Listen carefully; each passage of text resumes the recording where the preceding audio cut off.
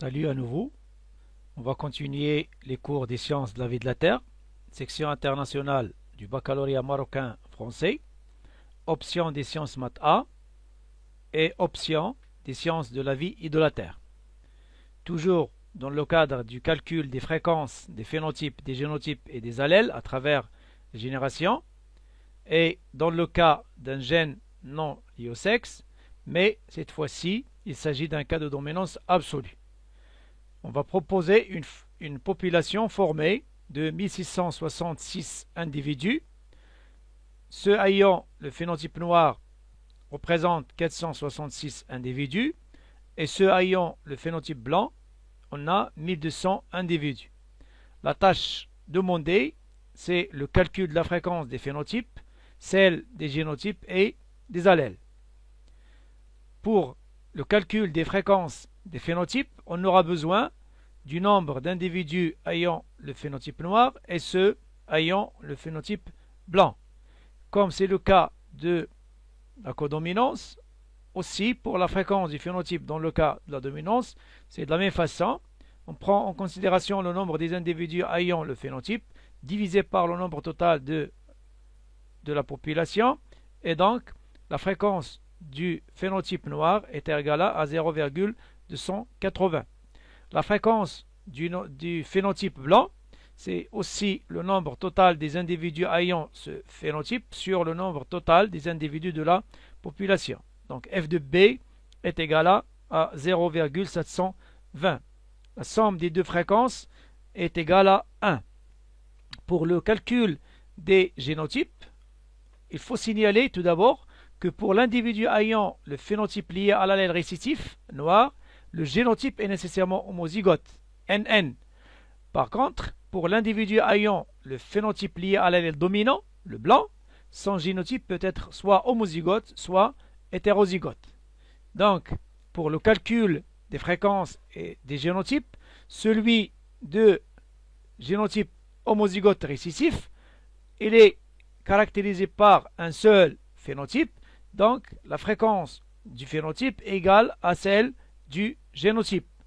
Une application numérique va nous donner que f de nn est égal à r, donc cette fréquence du génotype homozygote nn est égale au nombre des individus ayant le phénotype n divisé par le nombre total des individus, et elle est aussi égale à 0,280. Pour le calcul de la fréquence du génotype hétérozygote FBN et du génotype homozygote FBB, on remarque toujours que le phénotype lié à l'allèle dominant inclut à la fois le génotype homozygote BB et le génotype hétérozygote BN. Donc leur fréquence ne peut pas être déterminée à partir de celle du phénotype. Et donc, comment peut-on déterminer ces deux fréquences? La méthode est la suivante. La première étape, le calcul de l'allèle dominant, de la fréquence de l'allèle dominant P à partir de la fréquence de l'allèle récessif Q. C'est-à-dire Q est égal à f de n, celle ou bien celle-ci qui doit être aussi calculée à partir de la fréquence du génotype homozygote récessif qui est égale à la fréquence du phénotype lié à l'allèle récessif. Deuxième étape, après avoir calculé la fréquence de l'allèle récessif Q, on va calculer celle de l'allèle dominant à partir de la fréquence de l'allèle récessif, c'est-à-dire P à partir de Q. La troisième étape, c'est de calculer la fréquence du génotype homozygote D est égal à f de BB à l'aide de la fréquence de l'allèle B qui est P.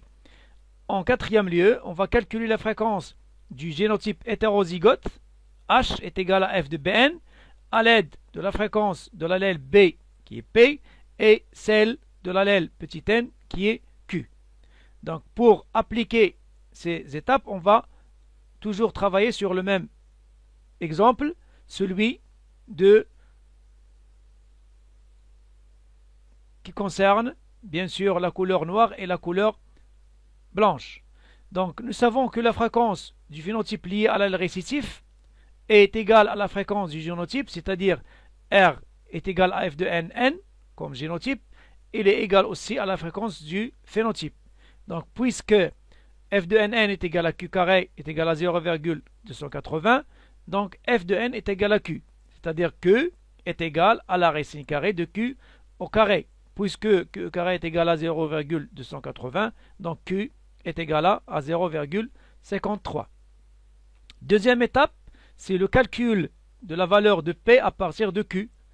Puisque P plus Q est égal à 1, donc P est égal à 1 moins Q. Application numérique, P est égal à 1 moins 0,53, donc P est égal à 0,47. Pour le calcul de la fréquence du génotype homozygote D, qui est égal à f de BB, on va utiliser la fréquence de l'allèle dominant B, parce qu'il ne contient que cet allèle. Donc D est égal à f de BB est égal à P au carré, est égal à aussi 1 moins Q au carré, donc est égal à 0,47 au carré, donc D est égal à 0,221. Quatrième étape, c'est le calcul de la fréquence du génotype hétérozygote, H est égal à f de Bn, à l'aide de la fréquence P et de la fréquence Q. H est égal à f de Bn, est égal à 2 fois PQ, donc 2 fois la fréquence de la LQ et celle de la fréquence P, donc est égal à 0,488. On rappelle que la fréquence du génotype homozygote R f de NN est égale, bien sûr, à celle du phénotype, est égale à 0,280. Donc les trois génotypes, bien les trois fréquences des génotypes sont calculées, leur somme serait égale à 1. F de BB qui est égal à 0,280, f de Bn qui est égal à 0,221, f de Nn qui est égal à 0,498. La somme des trois fréquences est égale à 1. Pour vous entraîner à l'application de cette méthode de calcul des fréquences, des allèles, des génotypes et des phénotypes dans le cas d'un gène non lié au sexe avec dominance d'un allèle sur l'autre, je vous propose un exercice d'application. C'est celui qui concerne un gène responsable de la synthèse de la gamma-globuline qui est associé à deux allèles, le Gm+, et le Gm-, avec Gm+, c'est l'allèle dominant. Un échantillon de 160 individus est proposé. Ceux ayant le phénotype Gm+, on a 108 individus, alors que ceux ayant le phénotype Gm-, il y a 52 individus. La tâche à réaliser, ou bien les tâches à réaliser, c'est de calculer la fréquence des phénotypes, des génotypes et des allèles. Comme pendant la vidéo précédente, toujours lorsque je vous propose un exercice d'application, je l'accompagne d'une grille d'auto-évaluation. C'est une grille qui vous propose des tâches à réaliser et des indicateurs de réussite. Par exemple, le calcul des fréquences des phénotypes, du calcul de la fréquence du génotype homozygote récessif et aussi celle des allèles et des génotypes homozygotes et hétérozygotes qui sont liés à l'allèle dominant. Toujours, je vous conseille de réaliser tout d'abord l'exercice avant d'utiliser la grille. Une fois avoir répondu aux questions, vous allez bien sûr essayer de vérifier est-ce que vous avez respecté les étapes nécessaires. C'est au niveau des indicateurs de réussite. En comparant votre travail avec ces indicateurs-là, vous allez être soit satisfait, moyennement satisfait. Sinon, si encore des difficultés sont aussi présentes, soit pendant la première étape, la deuxième ou la dernière étape, je vous conseille bien sûr de revoir votre travail et l'évaluer grâce à cette grille d'auto-évaluation. Avant de vous quitter, je vous rappelle que vous aurez l'occasion de voir une prochaine vidéo à travers laquelle on va essayer de savoir ou bien d'avoir une idée sur la loi de Hardy-Weinberg. D'ici là, au revoir, portez-vous bien et à bientôt.